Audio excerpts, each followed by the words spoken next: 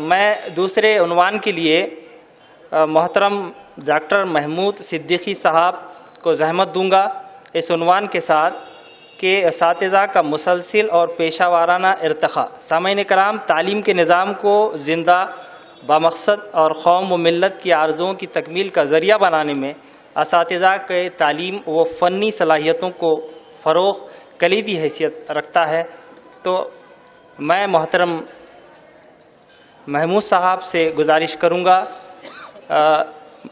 محترم کے حوالے سے آپ کی نظر اس شعر کے ساتھ کہ کھول یوں مٹھی کو ایک جگنو نہ نکلے ہاتھ سے، آنکھ ایسے جھپک لمحہ کوئی اوجھل نہ ہو، پہلی سیڑھی پر قدم آخری سیڑھی پر آنکھ رکھ، منزلوں کی جستجو میں رائے گا کوئی پل نہ ہو۔ جناب محترم محمود صدیقی صاحب۔ محترم صدر اجلاس، ڈائس پر موجود معززین، سامنے بیٹھے ہوئے معززین، اساتذہ کرام، خواتین و حضرات، السلام علیکم ورحمۃ اللہ وبرکاتہ۔ رات میں شاید آرام ٹھیک طریقے سے نہیں ہوا آپ لوگوں کا۔ السلام علیکم ورحمۃ اللہ وبرکاتہ۔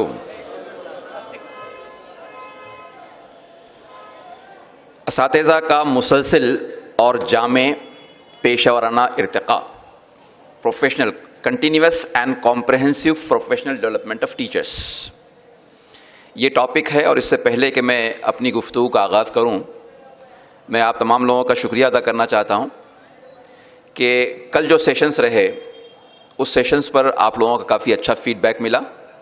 بہت سارے لوگوں نے زبانی طور پر فیڈ بیک دیا، بعض لوگوں نے تحریری طور پر بھی فیڈ بیک پہنچایا تھا۔ میں اس کے لیے تہ دل سے آپ کا شکر گزار ہوں۔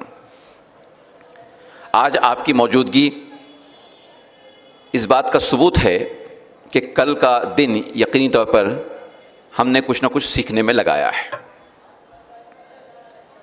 ایک بات عام طور پر ٹیچرز کے حوالے سے کہی جاتی ہے کہ they are the architect of the nation, they are called as nation builder, معمار قوم۔ یہ بات اتنے تسلسل کے ساتھ کہی جاتی ہے کہ اب میں سمجھتا ہوں کہ ٹیچرز کا فخر کرنے کا بھی جو دور ہے وہ گزر گیا۔ اب اس میں فخر محسوس نہیں ہوتا لوگوں کو، اس لیے کہ سب لوگ یہ بات کہتے ہیں، لیکن جب سہولتیں دینے کی بات آتی ہے تو عام طور پر ٹیچرز کو وہ سہولتیں نہیں دی جاتی ہیں جو دی جانی چاہیے۔ لیکن ہاں، اسٹیٹس کی جب بات آتی ہے تو سب لوگ یہ کہتے ہیں کہ they are the nation builder.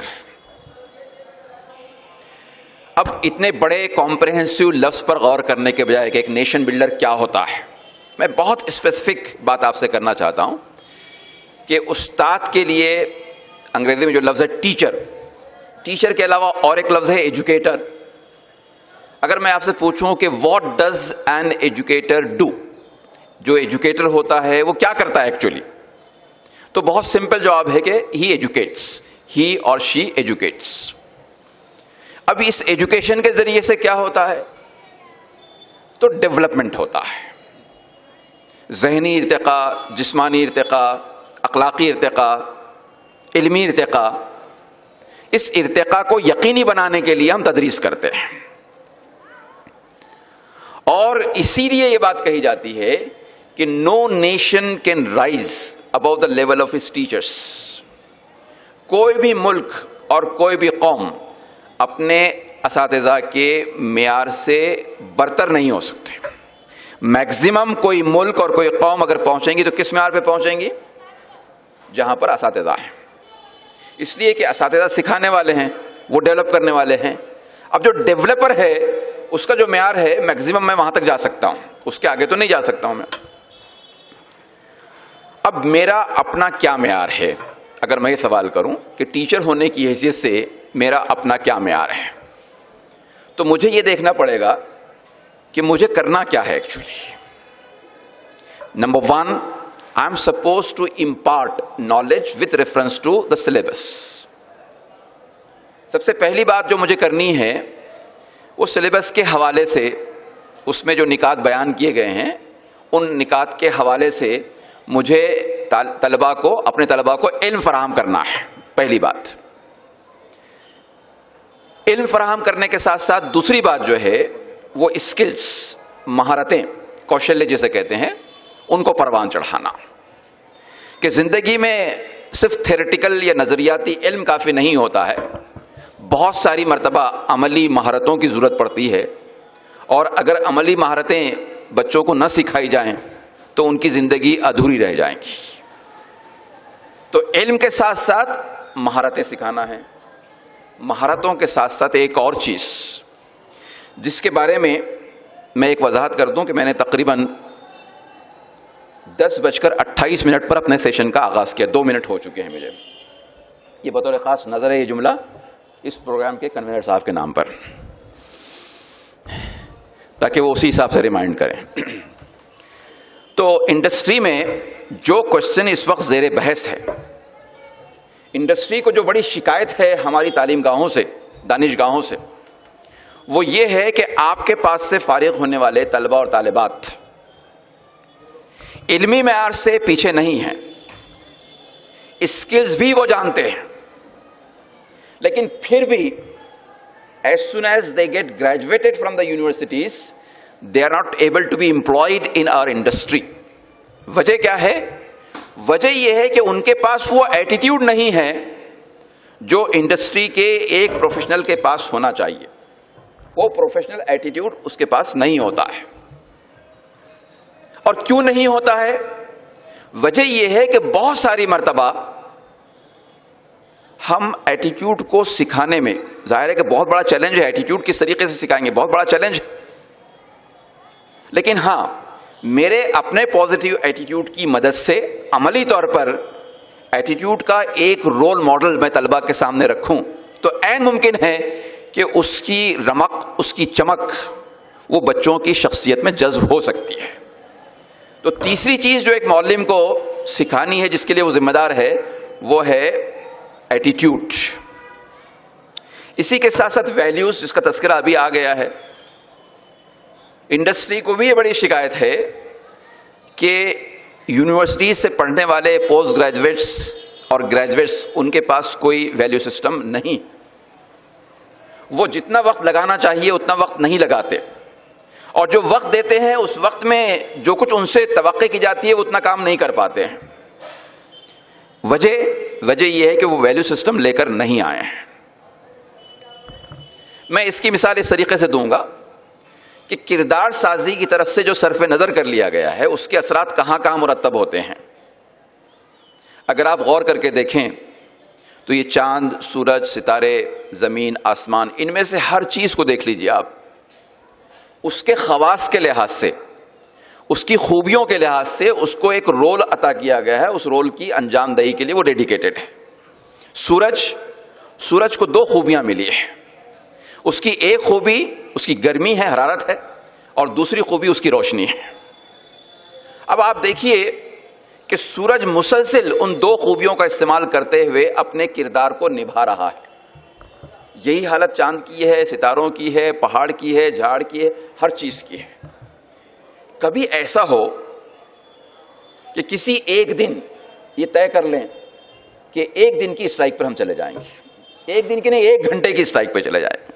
لوہا کہے کہ صرف 1 گھنٹے کے لیے میں گرم نہیں رہوں گا، میں ٹھنڈا ہو جاؤں گا، موم کی طرح سے نرم ہو جاؤں گا، میں سخت نہیں رہوں گا بلکہ نرم ہو جاؤں گا۔ اور ویکس یا موم کہے کہ صرف 1 گھنٹے کے لیے میں سخت ہو جاؤں گی۔ پانی کہے کہ صرف 1 گھنٹے کے لیے میں مائع کی شکل میں برقرار نہیں رہوں گا بلکہ گیس بن کے اڑ جاؤں گا۔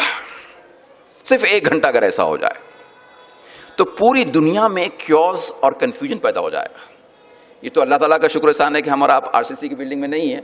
اگر RCC کی بلڈنگ میں بیٹھیں اور وہاں پر اگر لوہا اس طریقے سے اسٹرائک پر چلے جائے تو کیا حالت ہوں گی ہماری اندازہ قائم کر سکتے ہیں۔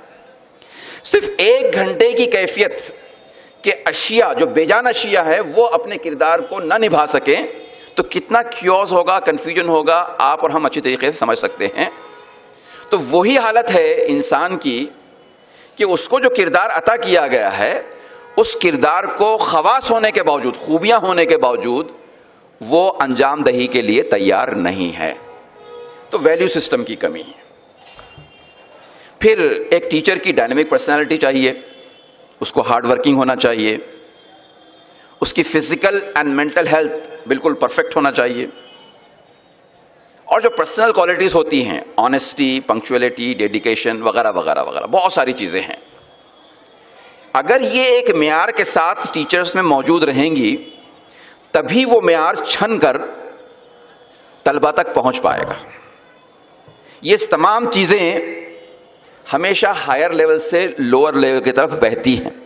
As water flows from higher level to lower level, exactly in the same fashion, knowledge, skills, attitudes, values, everything that flows from higher level of the teacher to the lower level of the students. اب اگر وہ چیز میرے پاس نہ ہو، میرے ہی پاس اس کا فقدان ہے، اس کی کمی ہے، میری شخصیت میں وہ عنقا بن گئی ہیں، تو ظاہر ہے کہ ان کا ٹرانسفر کیسے ہو پائے گا، منتقلی کیسے ہو پائے گی؟ نہیں ہو پائے گی. تو اسی لیے ان چیزوں کو پروان چڑھانے کے لیے یہ کہا جاتا ہے کہ ٹیچرز کو بغیر کسی ٹریننگ کے ٹیچنگ پروفیشن میں داخل نہ ہونے دیا جائے، بلکہ ان کو ٹرین بنا کر پھر اس پروفیشن میں انٹری دی جائے. اب اس کے جو موڈس ہیں، پری سروس اور ان سروس. ان سروس کو پھر دو حصوں میں ڈیوائڈ کیا گیا ہے، انڈکشن اور انڈکشن کے بعد continuous and comprehensive professional development. تو pre service D El Ed, B Ed, M Ed جو بھی ٹریننگز ہیں وہ پری سروس، اور بعد میں کنٹینیوس پروفیشنل ڈیولپمنٹ کے ایک حصے کے طور پر ہم تعلیمی کانفرنس میں موجود ہیں. اس طرح کی جو کوششیں ہیں وہ continuous and comprehensive professional development. ایک اور چیز ہوتی ہے، وہ ہوتا ہے انڈکشن، کہ جس وقت کسی کا تقرر ہو جائے تو اس کو پورے سسٹم سے اورینٹ کرنے کے لیے، واقف کرنے کے لیے، سسٹم کی بنیادوں سے آگاہ کرنے کے لیے ایک پروگرام کا انعقاد کیا جائے. وہ 1 مہینے کا ہو سکتا ہے، 6 مہینے کا ہو سکتا ہے، 1 ویک کا ہو سکتا ہے، ڈپینڈ کرتا ہے. اب جیسے ایک انڈیویجول اسکول یونٹ کے لیے شاید ممکن نہ ہو، تو کیا ایسا ہو سکتا ہے کہ اس سال شہر کے جتنے اسکولوں میں، اردو میڈیم اسکولوں میں ٹیچرز کا تقرر ہوا ہے، ان سب کے لیے اس سے پہلے کہ وہ سروس کو باضابطگی سے جوائن کریں یا جوائن کرنے کے فوری بعد پہلا ویک ان کا ایک اورینٹیشن رکھا جائے؟ اس کو انڈکشن پروگرام کہیں گے. اب سوال یہ پیدا ہوتا ہے کہ اس طرح کا پری سروس ٹریننگ بھی ہو گئی اور انڈکشن پروگرام بھی ہو گیا.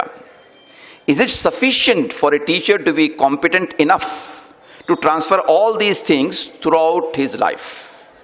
اب تو باقی 30 سال 35 سال اس کو یہ ٹرانسفر کرنا ہے، تو کیا پری سروس میں اور انڈکشن میں جو ٹریننگ اس کی ہو گئی، اس نے جو علم حاصل کر لیا، وہ اس کے لیے کافی ہو گیا؟ ایک بہت بڑا سوال ہے، اور جواب ہے کہ نہیں، وہ کافی نہیں ہے.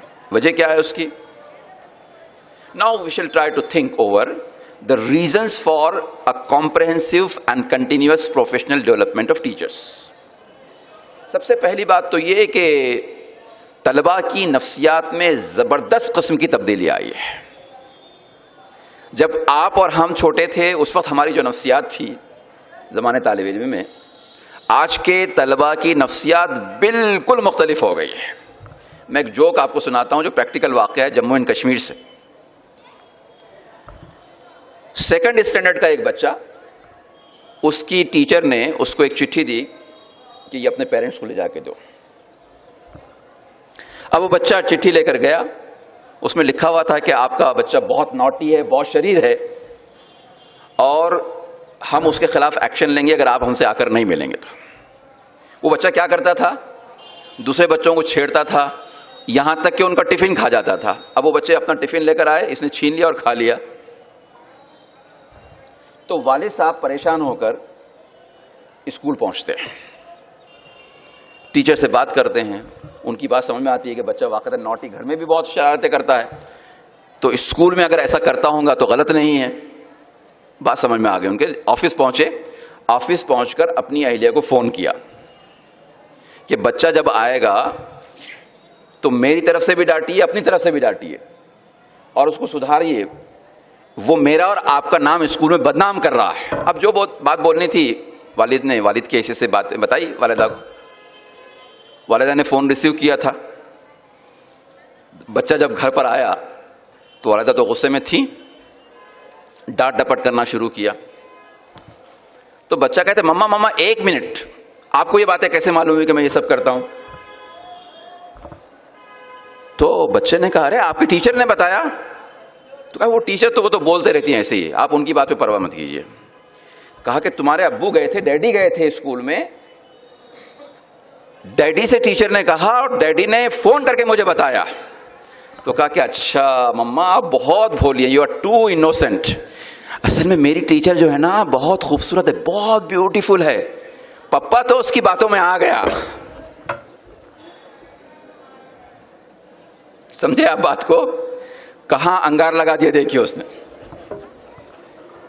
گئے تھے بچے کا مسئلہ حل کرنے کے لیے, والدین کے درمیان آگ لگ گئی. سمجھے آپ؟ تو بچے کی سائیکولوجی میں مسلسل تبدیلی ہے. میڈیا کا کتنا اثر ہے, ماحول کا کتنا اثر ہے, فون کا کتنا اثر ہے, وہ ہم اور آپ اچھی طریقے سے جانتے ہیں. لیکن فیکٹ یہ ہے کہ the child psychology has been changed and it has been changing tremendously. اس کی کوئی انتہا نہیں ہے, زبردست قسم کی تبدیلیاں. ہم نے اپنے ٹریننگ کے دوران جو چائلڈ سائیکولوجی پڑھی تھی, آج کا چائلڈ اس سائیکولوجی کا مظہر نہیں ہے, اس کا اظہار اس سے نہیں ہوتا ہے. اس کی سائیکولوجی بالکل دوسری ہے. دوسری بات, بچوں کا جو ایٹیٹیوڈ ہے, جو طرز فکر ہے, وہ تبدیل ہو گیا ہے. پہلے کے بچے, ان کا ایٹیٹیوڈ یہ تھا, پیرنٹس کا بھی اور بچوں کا بھی, کہ چاہے کچھ ہو جائے, teacher is the most honourable personality and everybody has to respect. That was the attitude. لیکن آج اس طرح کا ایٹیٹیوڈ نہیں ہے. بچوں کا اپنا معیار ہے جس کی بنیاد پر وہ ٹیچرز کو جانچتے ہیں. سرپرستوں کا اپنا معیار ہے جس کی بنیاد پر وہ ٹیچرز کی کارکردگی کا جائزہ لیتے ہیں. مینجمنٹ کا اپنا ایک معیار ہے جس کی بنیاد پر مینجمنٹ ایک جائزہ لیتی ہے. اور اگر ہیڈ ماسٹر صاحب کی بات کریں تو ان کا تو کرائٹیریا اور بھی الگ ہے. اب بچ جاتا ہے ڈپارٹمنٹ. اب ان تمام جو ایجنسیز ہیں ان کے درمیان کہیں نہ کہیں ٹیچر کو اپنے ایٹیٹیوڈ کا جائزہ لیتے رہنا پڑتا ہے. ایک کو سیٹسفائی کیے تو دوسرا سیٹسفائی نہیں ہو پاتا, دوسرے کو سیٹسفائی کیے تو تیسرے کو سیٹسفائی نہیں کر سکتے. یہ ایک بڑی الجھن ٹیچر کے سامنے ہے. The next one is, بچوں کے ٹیسٹ, ذوق بدل گئے. پھر سے ایک جوک سناتا ہوں میں آپ کو. ٹیچر پڑھا رہا ہے اور اس نے دیکھا کہ ایک بچہ جو کبھی نظریں اٹھا کر نہیں دیکھتا تھا, تیسری بینچ پہ بیٹھتا تھا, کبھی نظریں اٹھا کر نہیں دیکھتا تھا, آج مسلسل ٹیچر کو گھورے جا رہا ہے. تو ٹیچر نے کہا کیا بات ہے بیٹا, آج روزانہ تو آپ نظریں نیچے کر کے میرے لیکچر کو سنتے تھے, آج بہت غصے سے میری طرف دیکھ رہے ہوں. تو کہا کیا کروں, میرا نیٹ ورک وہ ہو گیا نا, خراب ہو گیا نا, میرا ڈاٹا ہی نہیں ہے میرے پاس, میرا موبائل کا جو ڈاٹا ہے وہ ختم ہو گیا. اب مجبوراً آپ کی طرف نہ دیکھوں تو کیا کروں. ٹیسٹ بدل گئے. اگر ٹیچر میں اتنی صلاحیت ہے, اگر وہ اپنے فن کا ایسا شاہ سوار ہے, اتنا بڑا شاہ سوار ہے کہ وہ موبائل پہ چلنے والے ویڈیو کے مقابلے میں اپنے آپ کو زیادہ انٹرسٹنگ طریقے سے پیش کر سکتا ہے, تبھی بچے کی دلچسپی اس میں رہے گی. ادروائز آپ کیا کریں گے؟ سزا دے کر کتنی مرتبہ آپ سزا دیں گے اور کتنی مرتبہ ان کو متوجہ کریں گے؟ جو الٹیمیٹ سولوشن ہے وہ یہ کہ اس کے پاس جو سورس آف انٹرٹینمنٹ ہے, کیا ٹیچر کی حیثیت سے آپ اس سے زیادہ اس کو انٹرٹین کر سکتے ہیں؟ نالج دینے کے ساتھ ساتھ, ایٹیٹیوڈ سکھانے کے ساتھ ساتھ آپ کو اس بات کا جائزہ لینا پڑے گا. پھر یہ نالج ایکسپلوژن کا دور ہے, علمی دھماکے کا دور ہے. علم جس برق رفتاری کے ساتھ آگے بڑھ رہا ہے, اگر میں نے اس کو کوپ اپ نہیں کیا تو ٹیکسٹ بک کے سہارے میں بچوں کو وہ کچھ نہیں سکھا سکوں گا جو سکھانا میری اولین ذمہ داری ہے. ٹیکسٹ بک میں جو نالج ہے موسٹ آتھینٹک ہے, اس میں کوئی شک نہیں. لیکن ایک طریقے سے اگر دیکھا جائے تو, خاص طور سے انجینئرنگ کے تناظر میں اگر دیکھیں تو پہلے سال میں جب بچے کا ایڈمیشن ہوتا ہے, 4th ایئر میں پہنچنے تک سلیبس مکمل طور پر تبدیل ہو چکا ہوتا ہے. اسکولوں میں اتنی تیزی کے ساتھ تبدیل تو نہیں ہوتا ہے, لیکن ہاں وہ پوائنٹس جہاں کے وہاں لکھے رہ گئے ہیں, اب ان کی تفصیلات اور سامنے آ گئی. کہا جاتا ہے کہ ساری انسانیت کے پاس, دنیا کے تمام انسانوں کے پاس ملا کر جتنا ذخیرہ علم 1950 تک تھا, 1950 سالوں میں ہم سب نے مل کر جو علم حاصل کیا تھا، اگلے 50 برسوں میں یعنی سن 1951 سے لے کر 2000 تک وہ ذخیرہ علم بالکل دگنا ہو گیا ہے. اور اب جو ہے جس رفتار سے علم آگے بڑھ رہا ہے، so experts opine that it takes only 74 days to get the knowledge, the quantum of knowledge doubled. صرف 74 دنوں میں اب ذخیرہ علم دگنا ہوتا جاتا ہے. تو کیا اس ذخیرہ علم تک کم از کم اپنے مضمون کے حوالے سے میری پہنچ ہے؟ اگر میرا علم صرف ٹیکسٹ بک کی حد تک محدود ہے اور میں اگر ایک پرٹیکولر ٹاپک پڑھا رہا ہوں اور اس ٹاپک پر بچے نے ڈسکوری چینل پر ایک پروگرام دیکھ رکھا ہے ایک دن پہلے، تو بتائیے، خدا را بتائیے کہ اس کو کہاں دلچسپی آئیں گی میرے لیکچر میں؟ کیوں دلچسپی محسوس کریں گے؟ اس لیے کہ اس نے بہت آگے کی چیزیں آلریڈی ڈسکوری چینل پہ دیکھ چکا ہے، بہت آگے کی چیزیں انٹرنیٹ پر اس نے سرفنگ کر رکھی ہے، تو وہ کیوں دلچسپی لے گا؟ ایک اور جو بڑی تبدیلی ہے سائنس کے فیلڈ میں، ٹیکنالوجی کے فیلڈ میں، اس کی وضاحت کی یہاں پر ضرورت نہیں ہے. اسی کے لحاظ سے کریکولم چینج ہو رہا ہے، لیکن عام طور پر ہماری نالج میں اس تیزی کے ساتھ اضافہ نہیں ہو رہا ہے جس تیزی کے ساتھ اضافہ ہونا چاہیے. اور یہ چیز بنیاد بنتی ہے، یہ ثبوت ہے اس بات کا کہ مجھے اپنے پروفیشنل ڈیولپمنٹ پر توجہ دینی چاہیے. اگر میں نے اپنے آپ کو ڈیولپ نہیں کیا تو دو ہی راستے ہیں، ڈو اور ڈائی. اس کے علاوہ اور کوئی تیسرا آپشن نہیں ہے. یا تو میں اپنے آپ کو اپڈیٹ کروں، اور میں اپڈیٹ اگر نہیں کر سکتا ہوں تو چاہے اسکول کے اٹینڈنس رجسٹر میں میرا نام باقی رہ جائے، چاہے ٹائم ٹیبل میں میرا نام آ جائے، لیکن میرے طلبہ کے لیے میں مسٹر نوویئر ہوں، کیونکہ میں ان کو کچھ سکھا نہیں پا رہا ہوں. میری تدریس اسی وقت تدریس ہے جب وہ طلبہ کی آموزش کا، اکتساب کا، لرننگ کا، ادھین کا ذریعہ بنے. اگر میری تدریس سے میرے طلبہ نہیں سیکھتے ہیں، کچھ بھی نہیں سیکھ پا رہے ہیں، تو میری تدریس کہلائے جانے کے قابل نہیں ہے. چاہے بہت دھواں دھار تقریر ہو، چاہے الفاظ کا شور و بست ہو، چاہے آپ نے بہت ہی عظیم الشان محاوروں کا استعمال کر لیا ہو، چاہے آپ نے نوٹس ڈکٹیٹ کر دی ہو، چاہے امتحان کے لیے تیار کر دیا ہو، سب ہو گیا، لیکن طلبہ کی لرننگ اگر نہیں ہوئی تو میری ٹیچنگ نہیں ہے. اور لرننگ ہونے کے لیے مجھے پہلے لرنر بننا پڑے گا. دیکھیے اس کی مثال بالکل اسی طریقے سے ہے. میں اکثر ایک مثال دیتا ہوں کہ اگر آپ میں سے کسی نے سائیکل چلائی ہو اور کبھی پہاڑی پر یا اونچے راستے پر چڑھاؤ پر چڑھنے کا اتفاق ہوا ہو، روڈ بنی ہوئی ہے لیکن چڑھاؤ ہے، تو آپ کو پیڈلنگ کرنی ہوتی ہے. As long as you go on pedaling, the bicycle will move in the upward direction with high speed or low speed, but it will definitely move. But the moment you stop pedaling the bicycle, you will not be able to stick to that place. آپ اس مقام پر قائم نہیں رہ سکیں گے. آپ کی cycle آپ کو بلا تکلف نیچے لے کر آ رہی ہوگی. وہی حال میرے اور آپ کے پروفیشنل ڈیولپمنٹ کا ہے. جب تک ہم اپنے پروفیشنل ڈیولپمنٹ کی کوششیں دانستہ طور پر جاری رکھیں گے، چاہے ارتقاء بہت کم کیوں نہ ہو، بہت معمولی کیوں نہ ہو، لیکن ارتقاء جاری رہے گا. لیکن جس لمحے میں نے اپنی کاوشوں کو اختیار کرنا بند کر دیا تو میں اس مقام پر قائم نہیں رہوں گا، بہت تیزی کے ساتھ میں نیچے آ جاؤں گا. اب مجھے فیصلہ کرنا ہے کہ مجھے اپنے پروفیشنل ڈیولپمنٹ کو کنٹینیو کرنا ہے تو مسلسل ایفرٹس اختیار کرنی ہوگی. کس طرح سے ایفرٹس کی جا سکتی ہے میں اس پر ابھی آؤں گا. جیسے میں نے کہا تھا آپ سے کہ پری سروس ٹریننگ ہے، ان سروس ٹریننگ ہے، دونوں کے درمیان انڈکشن پروگرام بھی ہے. ہم جس اسٹیج میں ہیں پری سروس کے دور سے گزر چکے ہیں، انڈکشن سے بھی گزر چکے. اب جو ہمارا دور ہے وہ continuous and comprehensive professional development کا دور ہے، ان سروس ٹریننگ کا دور ہے. اس کے لیے کیا کیا جا سکتا ہے؟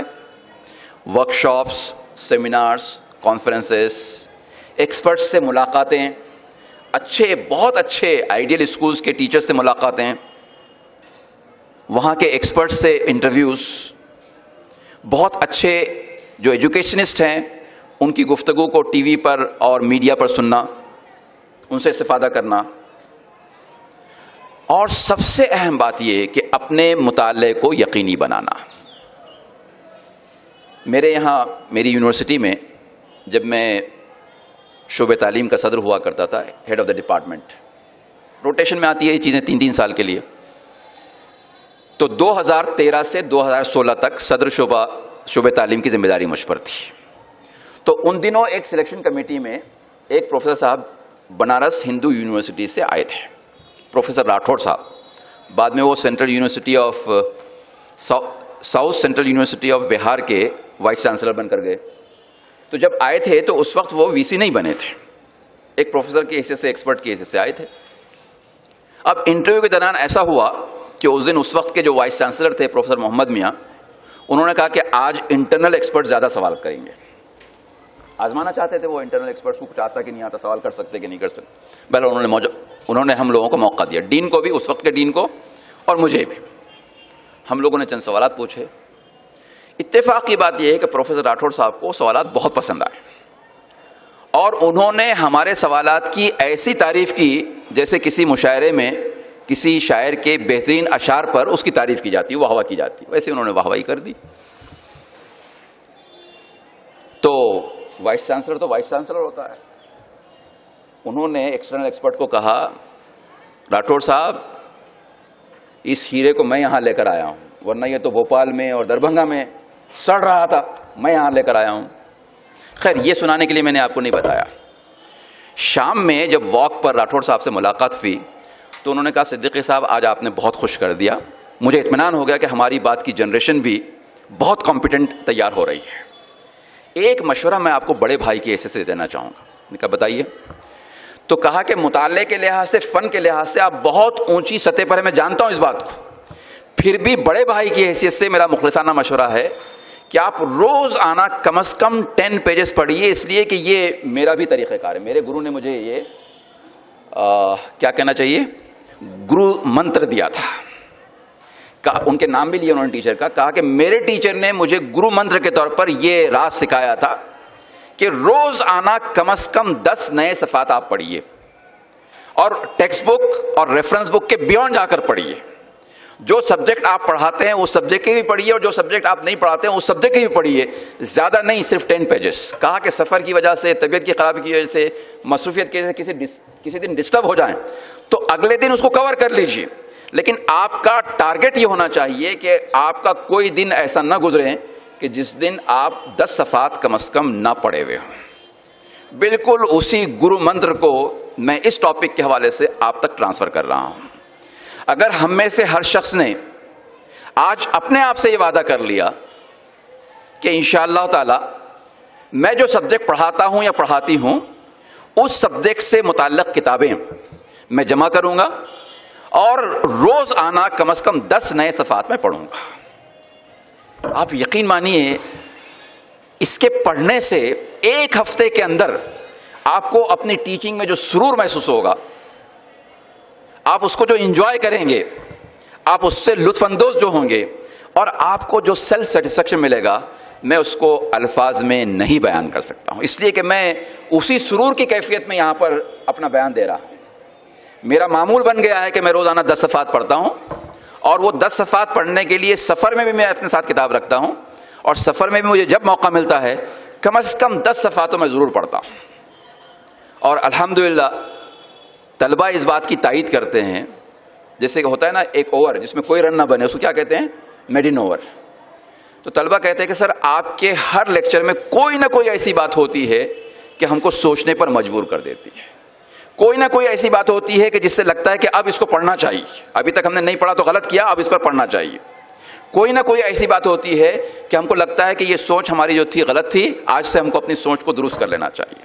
There is something, at least one thing that we learn out of your lecture of 50 minutes or 60 minutes. یہی کیفیت ہم تمام لوگ اپنے اندر پیدا کر سکتے ہیں، بشرطے کہ اس کو ہم ایک ٹارگٹ بنا کر چلیں۔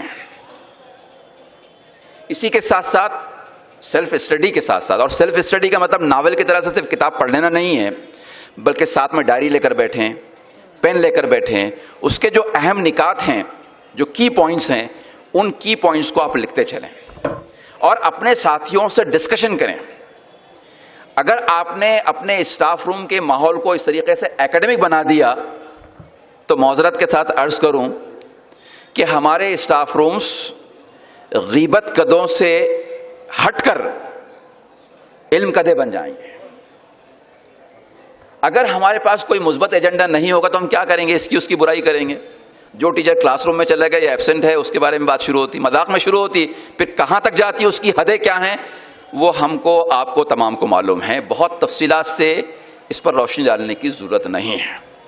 ہمارا اسٹاف روم علم اور دانش کا ایک مرکز بن جانا چاہیے, اور وہ مرکز اسی وقت بنے گا جب ہم کیا کریں گے, اپنا حاصل مطالعہ اپنے ساتھیوں سے شیئر کریں گے.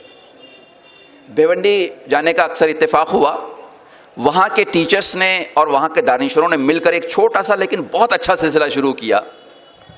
وہ سلسلہ یہ ہے, انہوں نے ایک عنوان رکھا, ہمیں بھی سنائیے کیا پڑھا آپ نے, ہمیں بھی سنائیے کیا پڑھا آپ نے. مہینے میں ایک مرتبہ اجلاس ہوتا ہے, شام میں 7 بجے سے 8 بجے تک ٹائم فکس ہے. 3 لوگ نئے 3 لوگ آتے ہیں, وہ بتاتے ہیں کہ اس مہینے میں کون سی کتاب ان کے زیر مطالعہ رہی. بس 3 لوگ, وہ اپنا حاصل مطالعہ پیش کرتے ہیں, چلے جاتے ہیں, صدارتی خطاب ہو جاتا ہے. ایک بہت اچھا سلسلہ ہے, اس میں کوئی اخراجات نہیں ہیں, کسی مہمان کو بلانا نہیں ہے, کچھ نہیں کرنا ہے. یہ سلسلہ ہمارے اسٹاف روم کا معمول بھی بن سکتا ہے اگر ہم بنانا چاہیں تو.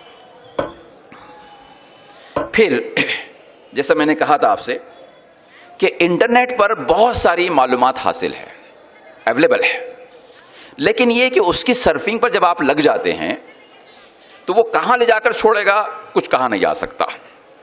اس لیے اگر آپ نے انٹرنیٹ کا جوڈیشیس استعمال اپنے ڈیولپمنٹ کے لیے کرنا شروع کیا تو وہ بھی ایک بہت اچھی بات ہے.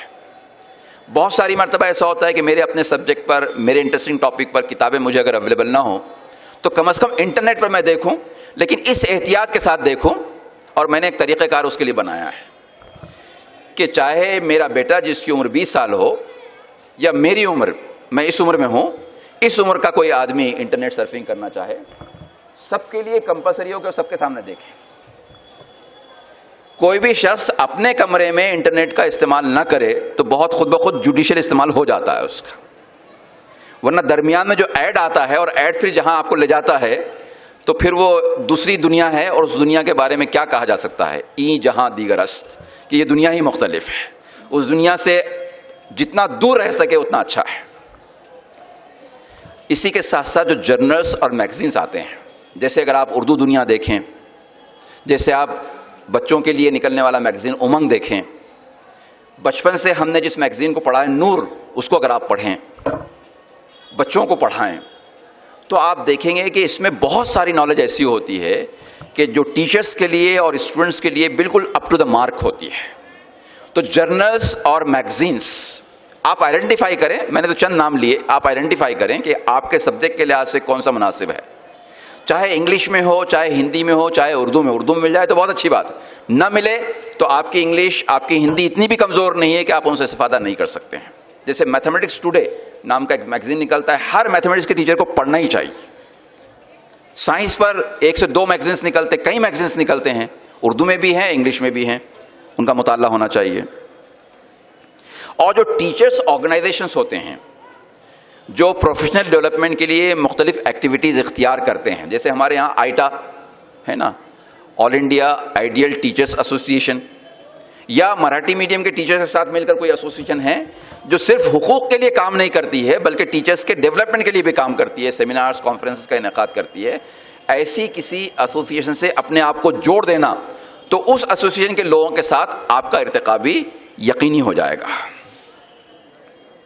بہت ساری لنکس ہیں جو خالصتاً ٹیچرز کے لیے تیار ہوئی ہیں, جیسے 50+ ویب سائٹس فار ٹیچرز. اگر آپ اتنا لفظ گوگل سرچ میں ڈال کر دیکھیں گے تو 50+ ایک لسٹ آپ کے سامنے آ جائیں گی. وہ سب کے سب ٹیچرز کے لیے بہت مناسب اور بہت ضروری ہیں.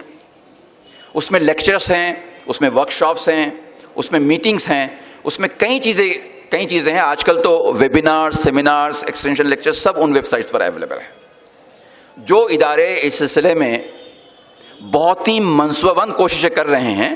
ان میں نیشنل لیول پر NCERT, اسٹیٹ لیول پر SCERT, ڈائٹس, نیپا دہلی اور مولانا آزاد نیشنل اردو یونیورسٹی کا شعبہ CPDUMT, centre for professional development of Urdu medium teachers, جس کے ڈائریکٹر جمع سال پروفیسر عبدالسمیع صدیقی صاحب اسی شہر سے متعلق ہیں. آپ کی صفوں سے اٹھ کر وہ وہاں پر آئے ہیں. ماشاءاللہ سے بہت اچھی، بہت سسٹمیٹک اور سنجیدہ کوششیں وہ ٹیچرز کے ڈیولپمنٹ کے لیے مختلف پروگراموں کو منعقد کر کے کر رہے ہیں. ان کی جو کوششیں ہیں وہ قابل تعریف اور قابل تحسین ہیں، اور اس بات کی متقاضی ہیں کہ ہم اور آپ ان کو رسپونڈ کریں. میں نے تو اپنے آپ کو ان کے ساتھ جوڑ لیا، ویسے بھی ان کا تعلق میرے اسکول سے آتا ہے. School of education and training کا ہی وہ ایک حصہ ہے، تو میرے تو آفیشیلی بھی وہ حصہ ہے، لیکن اگر نہ بھی ہوتے تو میں ان کے ہر پروگرام میں لازمی طور پر شریک رہتا، اپنا انٹریکشن ٹیچرز کے ساتھ کرتا. صرف ایک بات بتا کر میں اپنی بات کو مکمل کروں گا. ایک لینڈ لاٹ، وہ اس کے لینڈ میں، اس کے خطے زمین میں بہت سارے پلانٹس تھے. اس نے کوئی نیا منصوبہ بنایا. وہ جو پرانے پلانٹس تھے وہ مفید نہیں تھے، تو ان کو کٹ کرنا اور اس کی جگہ پر نئے جو ہے پھلدار درخت اگانا، یہ اس کا منصوبہ تھا. اتفاق کی بات یہ ہے کہ وہ جو پلاٹ آف لینڈ تھا وہ دو حصوں میں ڈیوائیڈڈ تھا. تو رائٹ میں ایک اور لیفٹ میں ایک. اس نے ایک سپروائزر کا انتخاب کیا. اس نے کہا کہ یہ دونوں طرف کے جو پلانٹس ہیں ان کو گرانا آپ کی ذمہ داری ہے، مزدور لگائیے اور ایسا کام کیجیے. تو بہت بڑی زمین نہیں تھی، تو اس نے رائٹ پر ایک مزدور کو لگایا، لیفٹ پر ایک مزدور کو لگایا. اب دونوں مزدوروں نے کام کرنا شروع کیا.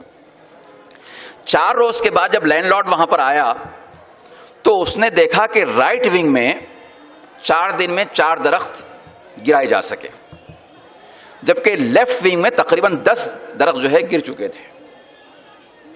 تو اس کو بڑا تعجب ہوا. اس نے سپروائزر سے پوچھا کہ کیا فرق ہے دونوں میں؟ کیا یہ پہلا جو مزدور ہے کامچور ہے، دیر سے آتا ہے، جلدی چلا جاتا ہے، کیا کرتا ہے یہ؟ کہا کہ نہیں صاحب، دونوں بہت ہارڈ ورکنگ ہے، ساتھ میں آتے ہیں، ساتھ میں جاتے ہیں. کہا کہ لنچ کے لیے زیادہ ناغہ کرتا ہوگا. کہا کہ نہیں، لنچ بھی ساتھ میں کرتے ہیں، ٹفن ساتھ میں لاتے ہیں، دونوں ساتھ میں کرتے ہیں. کہا کہ کل آبزرو کر کے مجھے بتاؤ کہ دونوں کی کارکردگی میں فرق کیوں ہے. اس نے کہا ٹھیک ہے. اگلے دن سپروائزر نے آبزرو کیا اور مالک کو رپورٹ کیا کہ صاحب دونوں کی کارکردگی میں جو فرق ہے اس کی ریزن میں نے جان لی.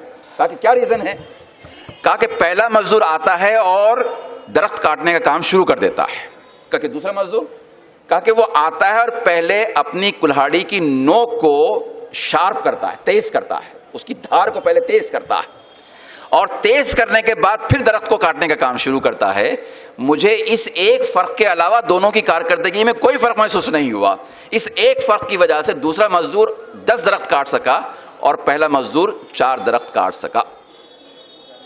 میری آپ سے ریکویسٹ یہی ہے کہ درخت کاٹنے سے پہلے اپنی دھار کو تیز کیجیے. السلام علیکم ورحمۃ اللہ وبرکاتہ.